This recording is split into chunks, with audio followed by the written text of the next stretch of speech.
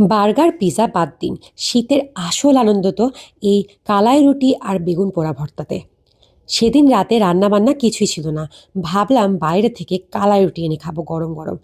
আর যেই বলা সেই কাজ, আমার হাজবেন্ড নিয়ে চলে আসলো গরম গরম কালাই রুটি আর সাথে এই ধনেপাতা, শুকনো মরিচ আর কাঁচা পেঁয়াজের ভর্তাটা। এটার যে কি স্বাদ! সাথে ছিল পোড়া বেগুনের ভর্তা, একদম কাঁচা মরিচ আর পেঁয়াজ আর সর্ষের তেল দিয়ে এই পোড়া বেগুনের ভর্তাটার যে কি স্বাদ!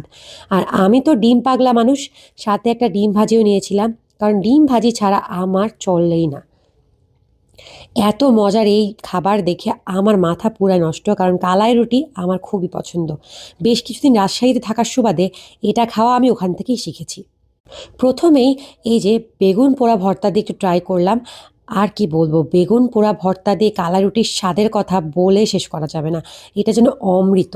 আর তারপরে ট্রাই করেছি এই যে ধনেপাতা, পেঁয়াজ আর শুকনা মরিচের এই ভর্তাটা দিয়ে, একটু বেশি না হয়ে গেছে, প্রচণ্ড ঝাল ছিল কিন্তু প্রচণ্ড মজার খেতে।